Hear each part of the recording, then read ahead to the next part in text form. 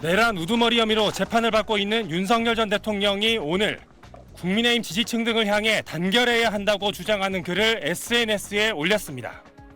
국민께 드리는 호소란 제목의 글에서 윤 전 대통령은 국민의힘 대통령 후보 경선은 격렬한 논쟁과 진통이 있었지만 여전히 건강함을 보여줬다며 우리는 단결해야 한다고 썼습니다.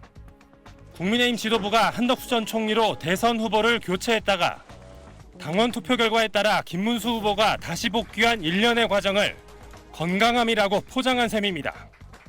윤 전 대통령은 이어 한 전 총리가 출마 선언 당시 밝혔던 자유민주주의와 국가의 번영을 위한 사명은 김 후보와 함께 이어가야 할 사명이 됐다고 주장하기도 했습니다.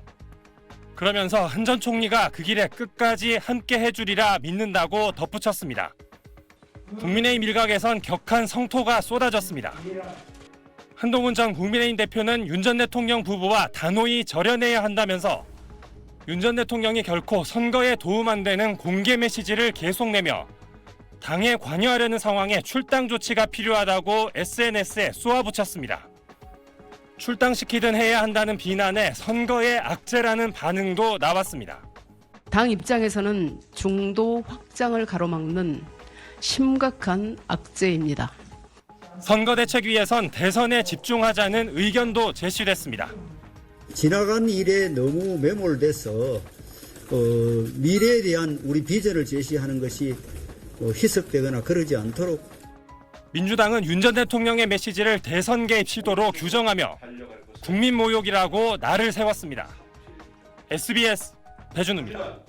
파면된 지 사흘째 대통령 관저에서 칩거 중인 윤석열 전 대통령이 오늘 탄핵심판 법률대리인단을 통해 메시지를 냈습니다. 안타깝고 죄송하다고 했던 그제 입장문에 이어 두 번째로 이번엔 수신 대상을 윤 전 대통령 지지자들의 모임인 국민변호인단으로 국한했습니다. 윤 전 대통령은 지지와 성원에 감사하다며 자유와 주권 수호를 위해 싸운 여러분의 여정은 위대한 역사로 기록될 거라고 주장했습니다. 이 메시지에서 윤 전 대통령은 청년이란 단어를 3번 썼습니다. 윤 전 대통령은 이 나라와 미래의 주인공은 청년 여러분이라며 자신감과 용기를 가져달라.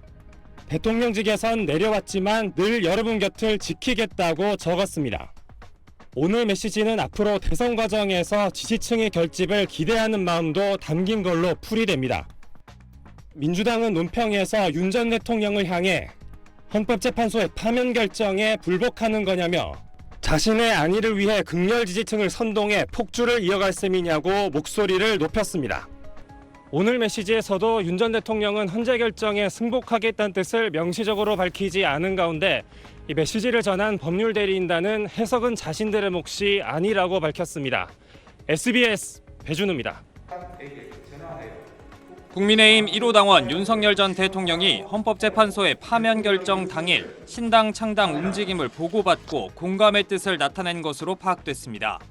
오늘 SBS 취재를 종합하면 윤 전 대통령 탄핵심판 변호인단은 지난 4일 헌법재판소의 탄핵 인용 결정 뒤 서울 한남동 관저에서 윤 전 대통령과 만찬을 함께했습니다.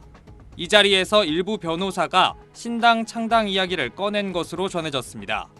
대통령 탄핵을 반대하며 거리에서 뭉친 청년 지지층에게 구심점이 필요하지 않겠느냐는 겁니다. 이에 윤 전 대통령은 신당 취지에 공감하면서 창당에 나서보라고 말했다고 한 측근은 전했습니다. 윤 전 대통령의 뜻을 확인한 변호인단은 윤석열 정신에 따라 일어서겠다며 윤어게인 창당 준비에 착수했고 오늘 서울 여의도에서 공식 신당 출범식을 계획했습니다. 하지만 민주당 등은 물론 국민의힘 친윤계에서조차 거센 반발이 일었고 변호인단은 결국 기자회견을 예고한 지 4시간여 만에 창당 유보를 선언했습니다. 변호인단 김계리 배희철 변호사는 입장문에서 국민의힘이 담을 수 없는 2030과 자유진영의 목소리를 담아 정권 재창출과 단일화를 향해 연대하고자 했다면서도 조기 대선 국면에서 신당 제안이 대통령님 의중이나 뜻 혹은 영향력 행사 등에 대한 여러 오해를 낳을 수 있어 기자회견으로 이를 공식화하는 게 바람직하지 않다고 판단했다고 밝혔습니다. 윤 전 대통령이 지금은 힘을 하나로 합쳐야 할 때라며 회견을 만류했다고도 덧붙였습니다. 다만 신당 창당 준비에 참여한 관계자는 통화에서 윤 전 대통령을 살리겠다는 게 아니다.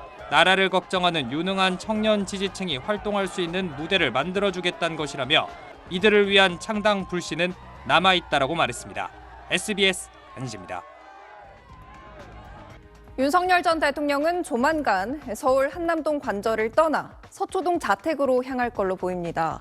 조금 전엔 관저에서 국민의힘 지도부를 만난 걸로 전해졌는데 대통령실 연결해 자세히 알아보겠습니다. 이한석 기자, 윤 전 대통령이 국민의힘 지도부와 어떤 이야기를 나눈 겁니까? 네, 윤석열 전 대통령이 오후 5시쯤 서울 한남동 관저를 찾아온 국민의힘 권영세 비대위원장과 권성동 원내대표 등을 만났습니다. 국민의힘 지도부는 윤 전 대통령에게 그동안 수고가 많으셨다, 파면 결과가 나온 데 대해서 안타깝다는 뜻을 전했고, 윤 전 대통령은 최선을 다해준 당과 지도부에 고맙게 생각한다고 말한 걸로 전해졌습니다. 윤 전 대통령은 또 성원해준 국민과 지지자들에게 미안하고 고마운 마음을 가지고 있다. 비록 이렇게 떠나지만 나라가 잘 되기를 바란다. 당을 중심으로 대선 준비를 잘해서 꼭 승리하기 바란다는 뜻도 전달했다고 국민의힘 측이 밝혔습니다.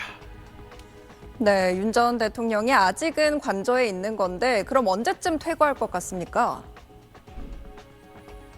네, 헌법재판소 선고 이후 대통령 경호처는 본부장급 회의를 열고 추후 대응 방안을 논의했는데 윤 전 대통령을 경호할 인력들을 새로 배치하는 문제와 또 윤 전 대통령 퇴거 계획 등을 검토한 걸로 전해집니다. 앞서 박근혜 전 대통령의 경우에는 탄핵 선고 이틀 뒤인 지난 2017년 3월 12일 저녁 7시쯤 삼성동 자택으로 이동을 했습니다.